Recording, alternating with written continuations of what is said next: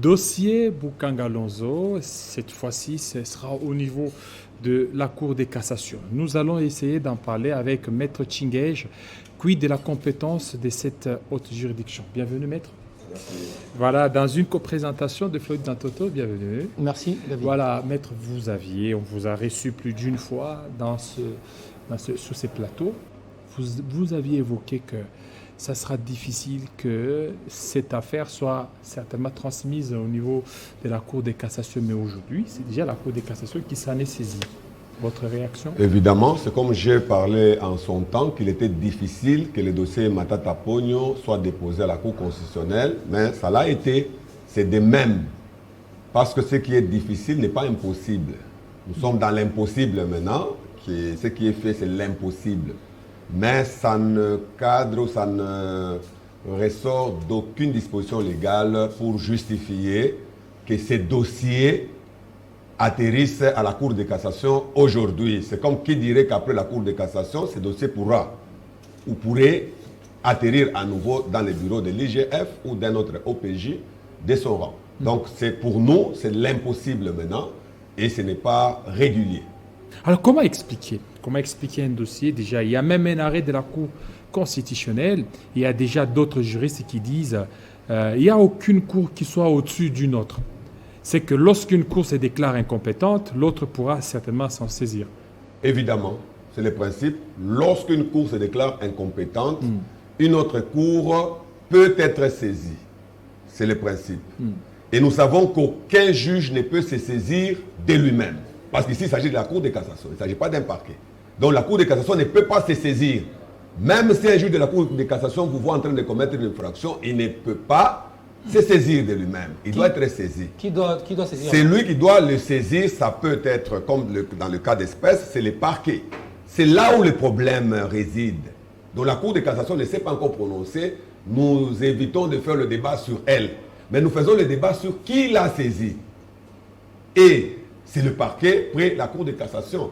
Mais vous êtes sans ignorer que ces dossiers, après instruction devant le parquet, en vertu du principe de l'unicité du ministère public, le parquet avait déjà pris sa décision d'envoyer en fixation cette affaire. Et une fois qu'un parquet décide d'envoyer en fixation, le parquet est dessaisi et n'attendra que l'exécution de la décision qui proviendra de la Cour. Et la Cour s'est déclarée incompétente. C'est une décision qui a mis fin d'une manière définitive à ces conflits ministère public contre Matata Pogno. Maître, excusez-moi, je vous prends au mot. Comment vous arrivez, dans votre argumentaire, à utiliser le concept définitif? Quand vous dites de façon définitive, vous vous basez sur quoi? Sur la loi qui dit que les décisions de la Cour constitutionnelle ne sont pas appellables. Ne sont pas appellables. Si une voie de recours est prévue par la loi, je ne dirai pas ça.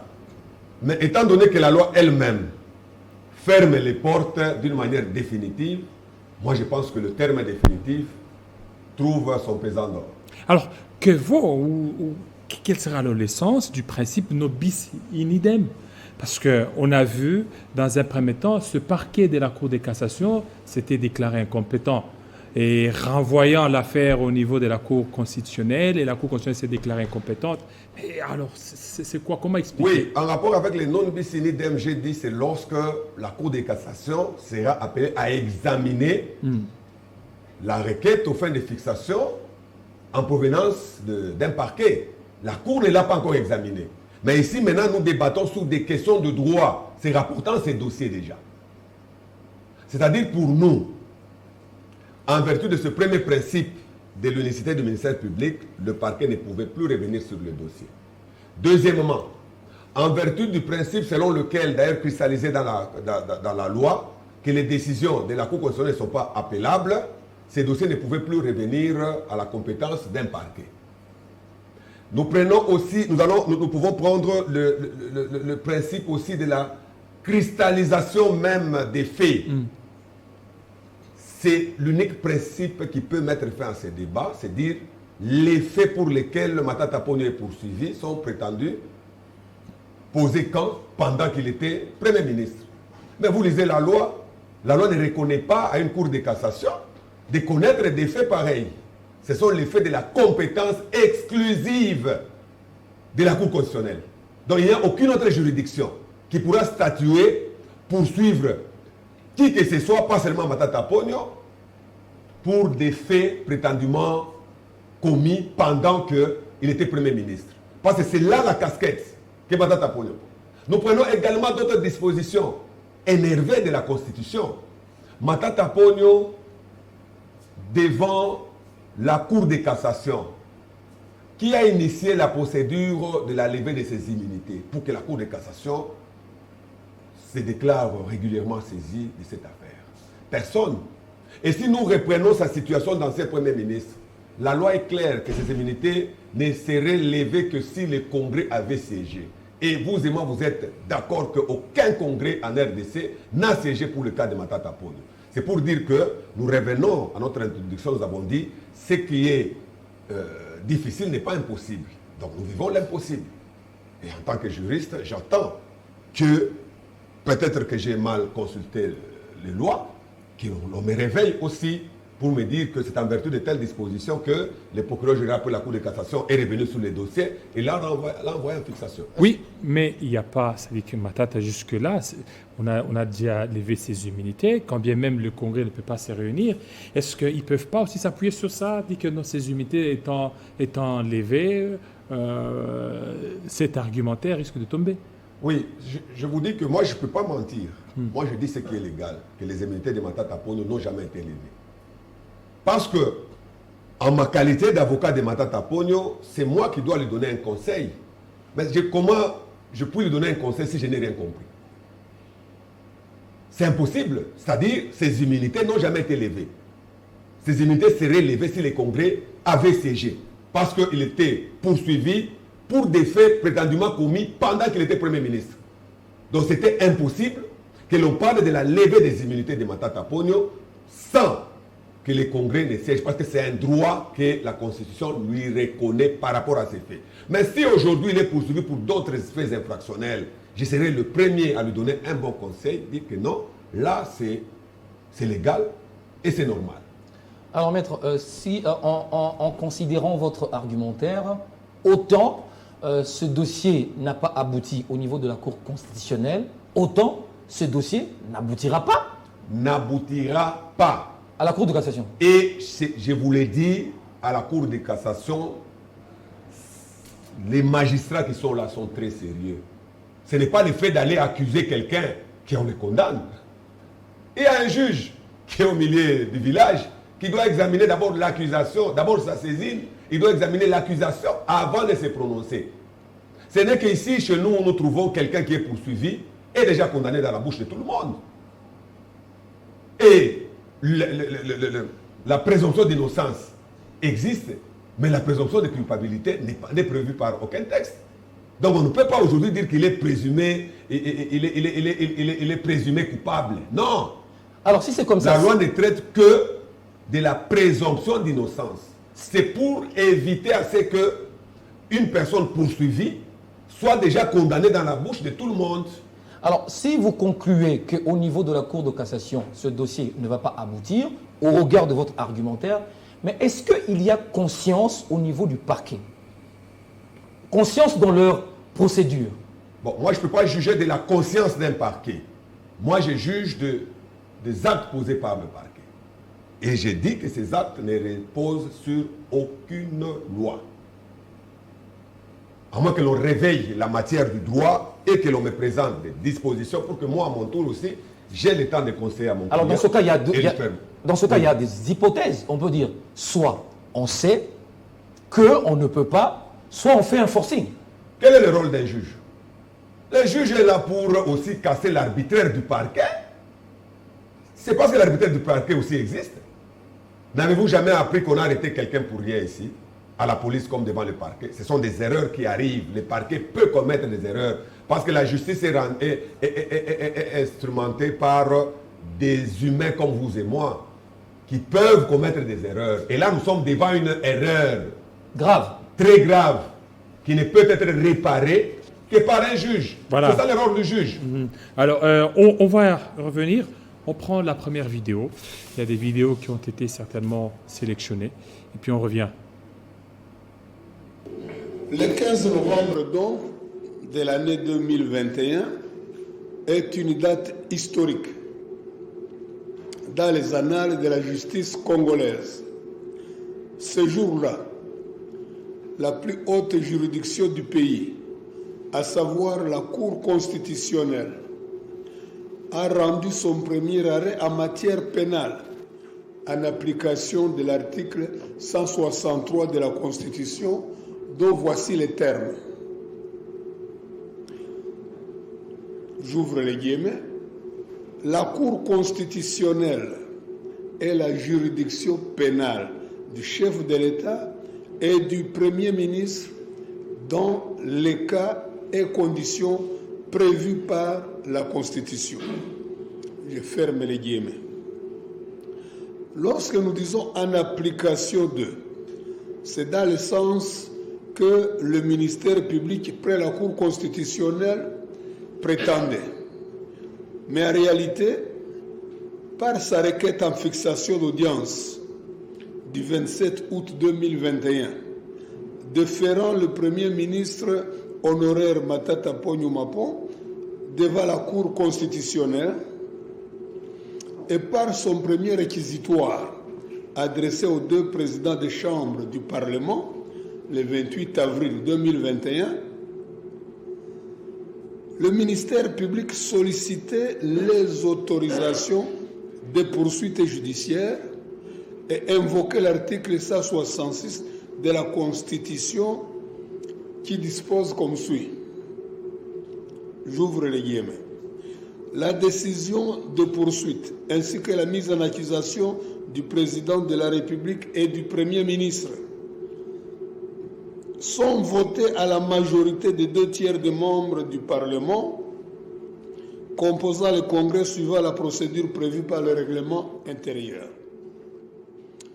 Ici apparaît une injustice qui corrompt tout.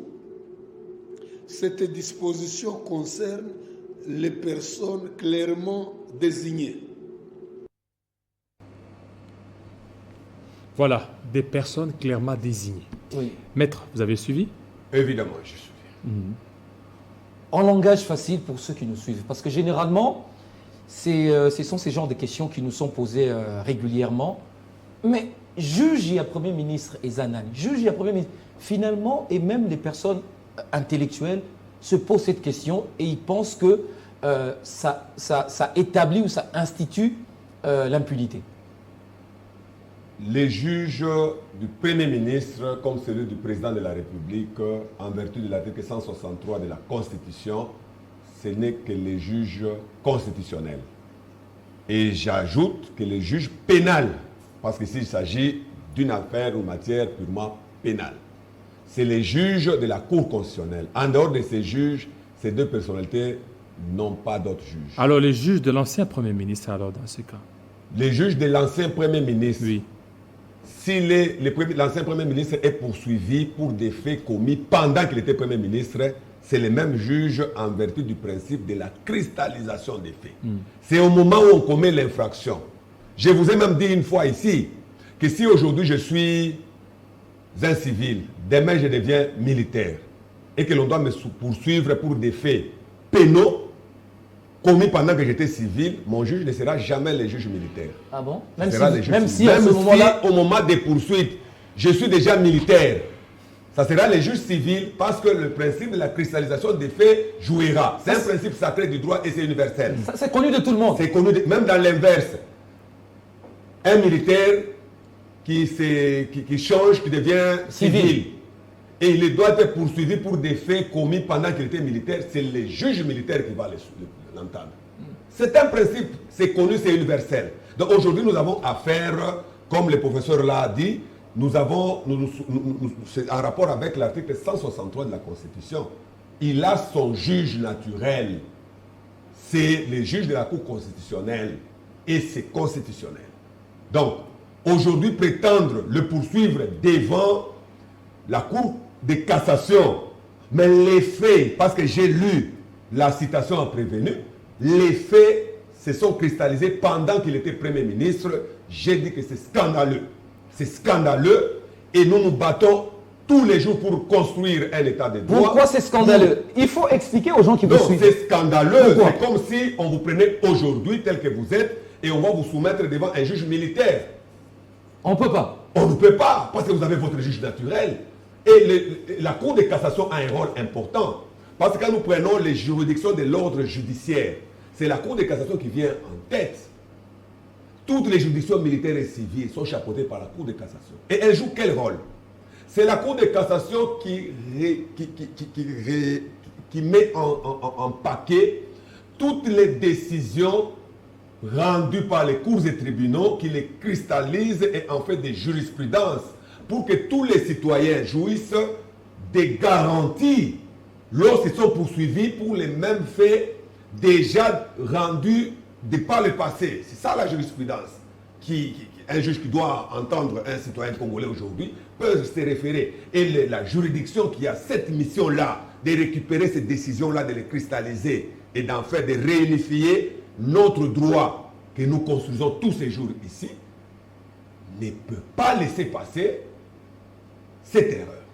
Donc, il revient à la Cour de cassation de cristalliser cette décision qui a été rendue par la Cour constitutionnelle. À condition d'abord qu'elle se déclare saisie régulièrement et compétente pour trancher. Puisque vous aviez parlé de l'ancien Premier ministre, son juge naturel, c'est la Cour constitutionnelle.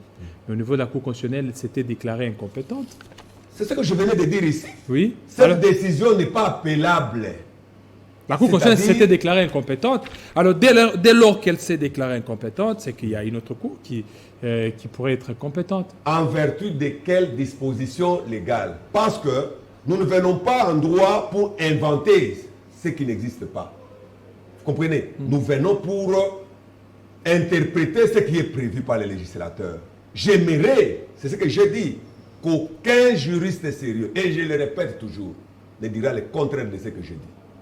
Parce que Matata Pongo est déjà condamné aujourd'hui dans la bouche de plusieurs. Uniquement parce que l'opinion publique a été amenée à les condamner comme ça. Mais pour nous les juristes, c'est la décision des cours et tribunaux qui nous intéresse. Et nous avons avec nous la décision la plus supérieure d'une juridiction qui avait qualité d'entendre un Premier ministre, mais qui s'est déclaré incompétent au regard des faits, au regard des éléments évoqués d'ailleurs par le professeur qui venait de le dire, qui lisait l'arrêt de la Cour constitutionnelle. Donc aujourd'hui, revenir, c'est cracher sur la construction de cet état de droit, c'est cracher sur la mémoire même, parce qu'il s'agit même de la première affaire rendue en matière pénale devant la Cour constitutionnelle, qui sert tous les juristes aujourd'hui en formation de repères. Maître, j'aimerais lire à votre attention et à ceux qui nous suivent un extrait tiré de la Constitution. C'est l'article 153. Je vais descendre vers le bas. Voici ce qu'il est dit. Dans les conditions fixées par la Constitution et les lois de la République, la Cour de cassation connaît en premier et en dernier ressort les infractions commises par 1. Les membres de l'Assemblée nationale et du Sénat, les membres du gouvernement autres que le Premier ministre. Mais pourquoi on soustrait le Premier ministre dans le membre du gouvernement alors qu'il est lui-même aussi membre du gouvernement? C'est ça même quand on parle de la légistique. C'est un terme du Parlement. C'est-à-dire? C'est une technique d'élaboration de lois. Donc quand vous élaborez les lois, vous avez cette méthode-là que nous appelons en droit la légistique. Pour éviter, le législateur évite toujours qu'une disposition légale contredise une autre. Le législateur évite toujours qu'une loi contredise une autre. Pourquoi? Parce qu'il y a toujours des lois supérieures et des lois qui suivent, qui doivent respecter. Et les dispositions légales aussi se suivent. Et c'est très très clair. Vous avez parlé de l'article 153. De la Constitution. La raison, vous la trouvez à l'article 163. Juste 10 dispositions après. Ah bon? C'est-à-dire, le législateur a évité que l'article 153 contredise l'article 163, parce que l'article 163... Je peux le lire? Oui, lisez. L'article 163 dit « La Cour constitutionnelle et la juridiction pénale du chef de l'État et du Premier ministre dans le cas et les conditions prévues par la Constitution. C'est ça. Ah, c'est pourquoi on l'a soustrait là-bas. C'est la raison pour laquelle on le soustrait. Parce que si on le laisse là, il aura 2 juges naturels. Vous comprenez? Il aura un juge à la Cour constitutionnelle par rapport à l'article 163 et un autre juge à la Cour de cassation en vertu de l'article 153 que vous venez de lire, ce qui donnerait beaucoup de pouvoir au parquet de se dire que, comme la Cour constitutionnelle s'est déjà prononcée, nous allons maintenant saisir la Cour de cassation, étant donné que la Constitution reconnaît que c'est un juge naturel. Alors ces 2 propositions bloquent. C'est ce que je dis qu'à ce stade, si le parquet, c'est en vertu de l'article 153, donc il y a eu mal interprétation de cette disposition légale et de la non-maîtrise de la légistique dont je venais de dire ici, du ministère public qui est censé, en tant qu'organe de la loi, maîtriser tout ça et nous enseigner à nous. Okay. C'est ça. C'est le ministère public qui doit nous enseigner à nous ce que nous lisons. Peut-être c'est dans avec assurance, vous le dites, ce dossier ne peut pas se retrouver au niveau de la Cour de cassation. Avec assurance. Je vous le dis que c'est un dossier qui ne pouvait jamais se retrouver à la Cour de cassation, mais je n'ai jamais dit que c'était impossible. Donc ce que nous vivons ici, c'est l'impossible, l'imprévu. Et moi, je ne peux pas statuer sur les imprévus.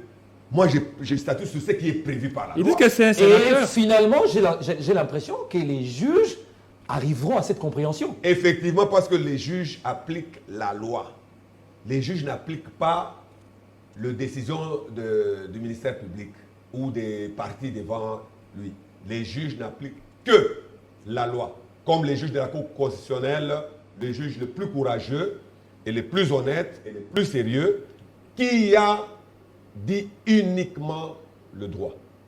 Mais est-ce que ce qui est arrivé à la Cour constitutionnelle avec l'ancien président aujourd'hui qui a quitté, comment il s'appelle encore Kalouba. Kalouba. Kalouba. Est-ce que ça ne pourrait pas faire craindre les juges qui sont au niveau de la Cour de cassation si jamais il y avait des influences politiques? Moi, je pense que quand je parle des juges, je parle du Premier ministre, je parle de ceci, je parle en termes d'institution. Ok. Si les juges a été écarté, mais l'institution demeure. La décision, pour moi, n'a jamais été rendue par les juges tels que vous le dites. C'est les juges institutions. Okay. Sinon, en le remplaçant, un autre juge pourrait arriver pour dire non, ce qu'il avait fait n'était pas correct, je change. C'est-à-dire, pour moi, je parle du juge en tant qu'institution. Et je ne verrai jamais, même si on remplaçait, on mettait qui que ce soit là-bas, en tant que juriste sérieux, je ne traiterai de cette question qu'en parlant des institutions. Il y a ceux qui disent que c'est en qualité de sénateur qui se retrouve au niveau de la Cour de cassation en vertu de l'article 153. Oui, évidemment. Vous savez qu'il est permis de se tromper. En vertu de l'article 153. Il est permis de se tromper. Mais ça devient plus pire lorsqu'on continue à se tromper. On refuse la lumière. C'est ça le problème. C'est normal de se tromper, de croire qu'en sa qualité, parce que ces immunités ont été levées, toujours disant que c'est parce qu'il est sénateur. On l'a sollicité devant le Sénat. Ça dit qu'il y avait une grosse erreur là, parce que les faits pour lesquels il était poursuivi, il n'était pas sénateur. Et aujourd'hui, si l'on prend l'article 153, que c'est en vertu de l'article 153 qu'il est poursuivi, mais on doit nous présenter les faits commis pendant qu'il est sénateur. Nous nous inclinerons. C'est ça le droit. Lorsqu'on vous présente un moyen pareil, vous vous inclinez. Parce que nous tous, nous sommes obligés de respecter nos lois. Ce sont nos lois, nous n'allons pas appliquer les lois étrangères. Et là, nous sommes devant nos propres lois. Matata Ponyo est poursuivi. S'il est poursuivi en tant que sénateur, nous sommes d'accord qu'il soit poursuivi en tant que sénateur. Mais pour quel fait? Pour quel fait? Si aujourd'hui on me dit que Matata Ponyo a commis un détournement pendant qu'il est sénateur, moi je me dis que tout ce qui est fait est correct automatiquement. Mais moi j'ai lu la citation à prévenu qui est très claire. Ce sont les mêmes faits qui ont été présentés par la Cour constitutionnelle les jours où le parquet de la RDC, l'organe qui poursuit, avait décidé de se dessaisir. Ce n'est pas qu'on l'avait fouetté pour qu'il se dessaisisse. Ce n'est pas qu'il y avait une pression pour qu'il se dessaisisse. Et l'article 53 du Code de procédure pénale est clair. Que lorsqu'il veut mettre en mouvement l'action publique, les comportements qu'il affiche est prévu par cette disposition. Il s'est dessaisi.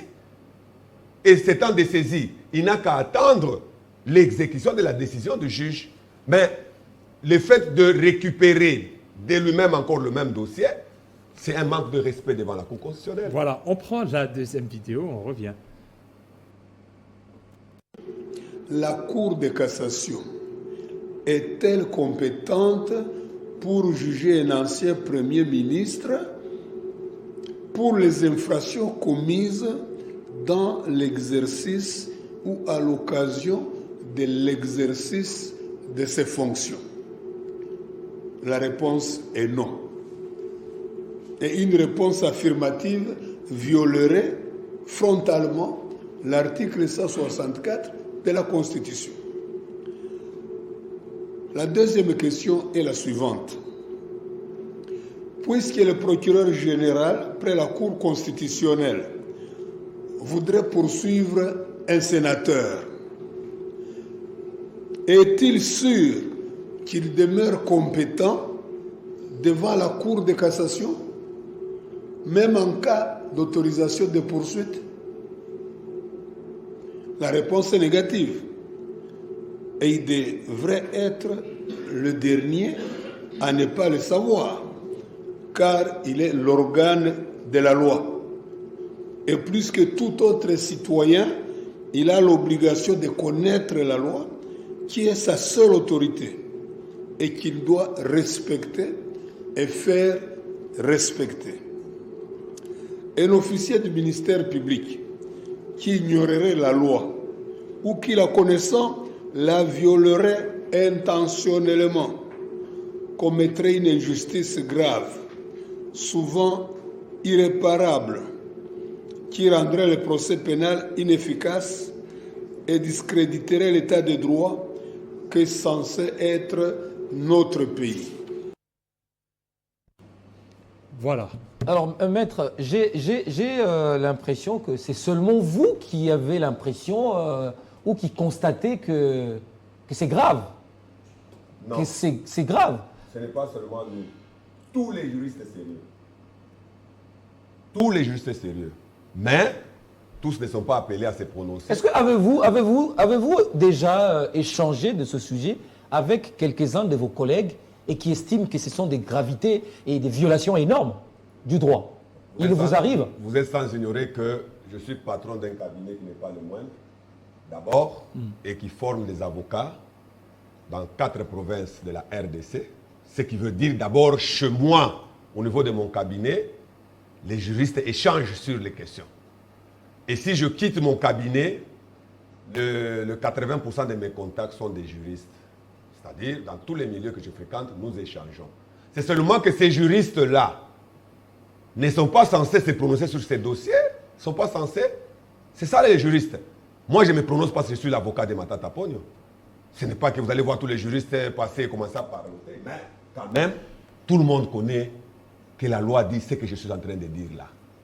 C'est ça ce qui est une évidence. Que ce soit même le parquet sait que ce que je dis ici, c'est ça la loi. Et la Cour de cassation le constatera aussi une fois l'affaire devant la table des juges. Parce que dans tout à l'heure, là, quand on a suivi Maître Nyabirungu, il dit que le procureur général près la Cour de cassation ne devait pas être le dernier à connaître cela et qu'il a l'obligation de connaître la loi. En tant qu'organe de la loi, pourquoi on l'appelle organe de la loi? Parce qu'il est censé être le premier à maîtriser les lois. Puisque tout le monde... Nous venons après, oui, nous venons après parce que nous apprenons de l'organe de la loi. Mais à l'esprit critique que tous les avocats ont, c'est-à-dire quand l'organe de la loi a parlé, surtout que c'est une partie au procès, aucun avocat ne dit Amen, parce que l'avocat va vérifier. Je vous ai dit ici que le pouvoir judiciaire est exercé par des humains comme vous et moi, qui peuvent commettre des erreurs. Parce que si nous prenons la loi elle-même comme un robot pour trancher cette question, c'est automatique que cette affaire sera déjà classée.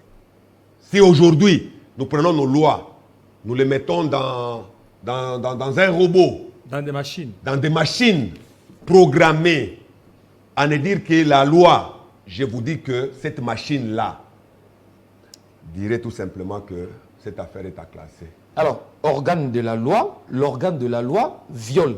La loi, c'est intentionnel alors? C'est l'erreur. Parce que l'intention, je vous ai dit ici, C'est intentionnel? c'est une erreur. L'erreur, c'est lorsqu'une personne pense que ce qu'elle fait est légal. C'est une erreur. Et cette erreur est à corriger devant un juge. Parce que les juges, c'est lui qui connaît les décisions à prendre. Et c'est lui qui sanctionne les comportements fautifs des parties qui viennent le saisir, comme le cas du procureur qui va le saisir, c'est une partie, et les juges doivent maintenant sanctionner la démarche du parquet en se référant à la loi. Et la loi, c'est celle que nous lisons. Si demain il est arrivé, c'est parce que j'ai parlé ici de ce qui ne peut pas arriver. Mais si ça arrivait, mettez en tête que nous serons devant l'impossible. Moi, j'appelle ça l'impossible, parce que le droit n'est pas très compliqué. Le droit est très clair lorsque vous savez juste lire ce que le législateur vous présente.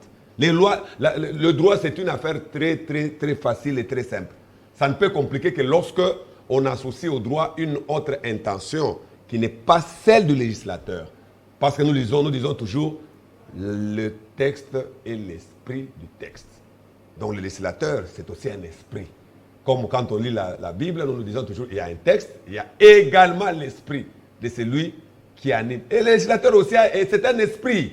Si vous venez avec un autre esprit, vous verrez qu'il n'y aura pas lien, il n'y aura pas mariage entre ce que vous ferez et ce que le législateur a prévu dans cet esprit de nos parlementaires qui avaient abattu un travail important de nous laisser les lois que nous avons devant nous.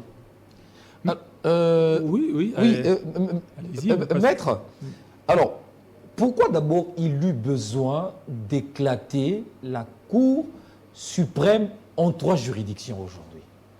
Bon, ça, c'est vraiment de façon pédagogique. De façon pédagogique, c'est-à-dire, d'abord, notre droit à nous n'est pas un droit d'origine congolaise. Oui. Là, vous êtes d'accord avec moi. C'est ça.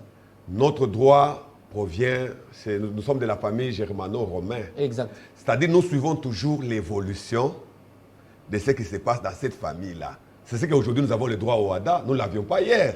C'est-à-dire, nous suivons aussi en termes de droit comparé, essayer de voir, ça c'est la première des raisons. La deuxième des raisons aussi, ça crée aussi de l'emploi. Ça crée de l'emploi. Parce que la Cour suprême de justice, qui avait en elle-même toutes ses compétences. Toutes les 3 sections. Donc aussi, il fallait aussi créer. Alors ça veut dire qu'une compétence qui revient à la Cour constitutionnelle ne revient pas automatiquement à la Cour de cassation. Alors, sinon, la plus haute juridiction, c'est laquelle parmi les 3? La plus haute juridiction, c'est la Cour constitutionnelle. La Cour constitutionnelle. Mais quand nous rentrons dans l'ordre des juridictions de l'ordre judiciaire, c'est un peu technique, c'est la Cour de cassation qui vient en tête. C'est pourquoi je vous ai dit que la Cour de cassation, elle connaît de toutes les affaires en matière de cassation en provenance des juridictions militaires et civiles inférieures. Et pourquoi la Cour constitutionnelle est appelée Cour? Parce qu'il n'y a pas la Cour d'appel de constitutionnelle, comme par exemple au niveau de la Cour de cassation, il y a les tripés, il y a le TGI et ainsi de suite. Oui, là c'est dans notre pyramide de l'ordre judiciaire où nous passons la Cour de cassation et après nous avons les autres juridictions. La Cour constitutionnelle, c'est une juridiction spéciale. Sui generis. Qui a une compétence spéciale. Vous comprenez? Donc vous ne pouvez pas confondre la matière à traiter devant la Cour constitutionnelle et celle à traiter devant. Et lorsqu'il s'agit de la matière pénale, la Cour constitutionnelle n'est pas intéressée à la matière pénale. C'est le principe. Mais exceptionnellement, elle est juge pénal du président de la République et du Premier ministre. Parce que le droit ne réside que dans les exceptions là. C'est ça le rôle même du juriste. Il doit plus maîtriser les exceptions. Parce que le principe, on peut en parler sous la rue. C'est comme là, on m'a soulevé l'article 153. Oui. Tout le monde peut en parler. Mais les juristes, quand ils vous lisent pour la deuxième fois, ils vous font voir que non, Matata Pogno n'est pas dans ces lots. On l'a tiré et la raison de cette mise à côté, c'est parce que l'article 163 traite déjà de cette question et pour le respect de la légistique, la Constitution ne pouvait pas se contredire. Alors maintenant, les dossiers au niveau de la Cour de cassation. Au niveau de la première audience, Augustin Matata Pogno ne s'était pas présenté. Et, son avocat, les avocats, ils ont évoqué plusieurs raisons. Et la remise, c'était pour le 11 juillet. Et dans ce cas, au cas où, on met toujours les conditionnels. Si c'est présenté pas. C'est-à-dire la présence de Matata Pogno, quand vous êtes invité à comparaître devant la justice, vous avez obligation de répondre. Mais s'il y a un empêchement, les empêchements sont légion. Il y a un cas de maladie, le juge peut comprendre, peut renvoyer. Mais comme il y a un principe qui dit que les affaires pénales exigent une certaine célérité, la célérité parce que la personne qui est poursuivie doit connaître son sort le plus vite possible. La Cour peut instruire l'affaire, même s'il n'est pas là. Mais ce n'est pas que son absence fera qu'il soit condamné, non. Il pourrait être condamné par défaut? Moi, je ne suis même pas dans l'hypothèse d'une condamnation parce que je suis dans... Vous savez, quand une porte est hermétiquement fermée, hein, en tant que juriste, je n'aime pas débattre de ce qu'il y a à l'intérieur. C'est un passe-temps. Parce qu'on ne peut pas y entrer. On ne peut pas entrer. C'est hermétiquement fermé. Ouais. Et personne ne l'ouvrira. On a tenté la porte de la Cour constitutionnelle, elle était hermétiquement fermée. Et là, ce sera pareil. Ce n'est pas la Cour de cassation. Ce sera pareil. Ce sera pareil. Ils ne pourront pas retenir les défauts. Oui, on va retenir les défauts et condamner par défaut, c'est deux choses différentes. Donc la Cour de cassation peut retenir les défauts parce qu'il ne s'est pas présenté, étant régulièrement saisi. Mais la Cour ne dira pas que parce qu'il n'est pas là, le ministère public a dit la vérité. Non, le juge est au milieu. Il va prendre l'accusateur. Qu'est-ce que vous me dites? Vous comprenez? Et il va suivre l'accusation d'abord. Est-ce que lorsqu'on retient les défauts... Mais vous, quand vous parlez du juge, là, oui. Le juge est sérieux. Oui. Selon la loi, Oui. les juges sont aussi sérieux. Les juges, moi je parlais de juge en tant qu'institution. En tant qu'institution. Ah, Mais je vous dis également que l'appareil judiciaire n'est pas une machine, n'est pas un robot programmé. Ce sont des humains. Et les humains ont parfois leurs humeurs. Alors, je peux me réveiller un matin où je ne suis pas content, je condamne quelqu'un. Et alors, lorsqu'on retient les défauts, ces avocats vont continuer toujours à plaider? Les avocats ne comparaissent pas. Ils ne comparaissent pas. Oui, mais... les défauts. Les avocats ne comparaissent pas. Si on retient, parce que l'avocat, en cette matière, ne peut pas représenter le client. L'avocat ne peut qu'assister le client. Et lorsqu'on retient les défauts, l'affaire... Non, on retient les défauts. Oui. La Cour peut examiner sa saisine, peut débattre de sa compétence avec le ministère public. Il sera toujours là parce que le ministère public... Mais ça sera en sa défaveur. Non, je ne pense pas. La loi ne varie pas parce que vous êtes là ou vous n'êtes pas loi. La loi est écrite avant que Matata Pogno ne soit là. Vous comprenez? Ce n'est pas qu'une loi, cette loi a été taillée à la mesure de Matata Pogno. Qu'il soit là, qu'il soit né, qu'il ne soit pas né, la loi demeure. Et le juge est appelé à dire le droit en se conformant à la loi. Ce n'est pas que parce que vous êtes absent, le juge va dire que votre absence va jouer contre vous. C'est un mensonge. Le juge demeure juge parce qu'il ne prend pas l'accusation et fait passer directement à la condamnation. C'est pourquoi on parle de l'instruction du dossier devant le juge, qui n'est pas la même devant le parquet. Là, c'est le laboratoire le plus sacré, qui voit même les erreurs de tout le monde. Oui, dernière question. Maître, alors, qui doit exécuter l'irrécevabilité de l'arrêt de la Cour constitutionnelle? C'est le parquet. Le parquet. Lequel? Quel parquet? Le parquet, dans son entièreté, est lié à cette décision, en commençant par le parquet puis la Cour constitutionnelle. Ils sont obligés de l'exécuter. C'est-à-dire, le rôle du ministère public, c'est quoi? Oui. Le ministère public recherche les personnes qui commettent des infractions. Oui, oui. C'est sa mission. Oui. Et dès qu'il les attrape, il ne peut pas les condamner, lui. Pour éviter l'arbitraire, il doit les amener devant un juge. Oui. Et dès que le juge a pris une décision, nous sommes en matière pénale, il a l'obligation de l'exécuter. Ça ne demande pas de négociation parce que c'est la matière pénale et c'est lui. Et pourquoi cet arrêt n'est pas exécuté alors? Ah, c'est ça la question la plus importante. Parce que normalement, une décision déjà rendue, C'est le ministère public. Maintenant, le même ministère public qui devait exécuter une décision Il continue. continue et se retrouve face à face avec la personne, la même personne devant d'autres juges. Mais l'autre juge là, je vous ai dit que l'appareil judiciaire est très bien organisé. C'est la Cour de cassation qui cristallise, qui contrôle l'interprétation et qui met ensemble toutes les décisions de justice pour en faire la jurisprudence congolaise. Croyez-moi que cette Cour a déjà cette jurisprudence-là. Et tous les juges de cette juridiction ont cette jurisprudence automatique. Dès que c'est prononcé, la loi fait que ça soit automatique dans leur tête.